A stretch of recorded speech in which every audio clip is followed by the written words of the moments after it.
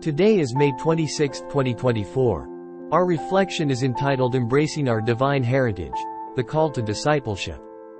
First reading, Deuteronomy chapter 4, verses 32 to 34 and 39 to 40.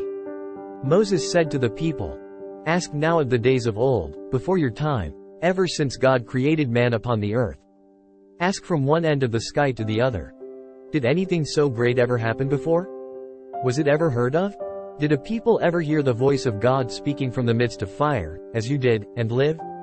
Or did any God venture to go and take a nation for himself from the midst of another nation, by testings, by signs and wonders, by war, with strong hand and outstretched arm, and by great terrors? All of which the Lord, your God, did for you in Egypt before your very eyes? This is why you must now know, and fix in your heart, that the Lord is God in the heavens above and on earth below, and that there is no other.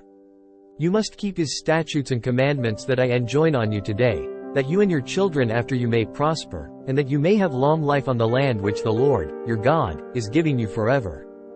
Second reading, Romans chapter 8, verses 14 to 17. Brothers and sisters, for those who are led by the Spirit of God are sons of God. For you did not receive a spirit of slavery to fall back into fear, but you received a spirit of adoption, through whom we cry, Abba, Father. The Spirit himself bears witness with our spirit that we are children of God, and if children, then heirs, heirs of God and joint heirs with Christ, if only we suffer with him so that we may also be glorified with him.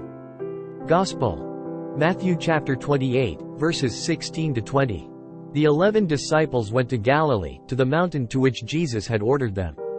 When they all saw him, they worshipped, but they doubted. Then Jesus approached and said to them, "All power in heaven and on earth has been given to me. Go, therefore, and make disciples of all nations, baptizing them in the name of the Father, and of the Son, and of the Holy Spirit, teaching them to observe all that I have commanded you. And behold, I am with you always, until the end of the age." In the first reading from Deuteronomy, Moses reminds the Israelites of the unique and powerful acts God has performed on their behalf. He emphasizes that there is no other God like the Lord, who has chosen Israel as his people and revealed himself through mighty deeds. This passage calls the people to recognize God's unparalleled greatness and to commit themselves to his commandments, promising a life of blessing and prosperity. In the second reading from Romans, Paul speaks about the transformative relationship believers have with God through the Holy Spirit. He explains that those who are led by the Spirit are children of God, and as such, they are heirs with Christ, sharing in his sufferings and glory. This passage highlights the intimate and familial connection we have with God, encouraging us to live as his beloved children, confident in our divine inheritance.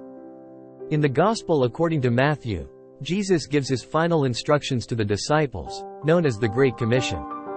He commands them to go and make disciples of all nations, baptizing them and teaching them to obey everything he has commanded.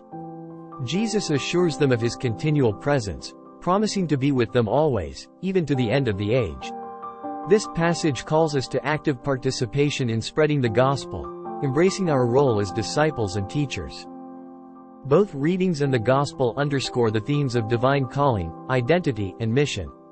Whether it is recognizing God's unique relationship with his people, embracing our identity as children of God, or fulfilling the Great Commission, we are reminded of our privileged position and responsibilities as believers. Today, I will reflect on my identity as a child of God and the divine inheritance I share with Christ.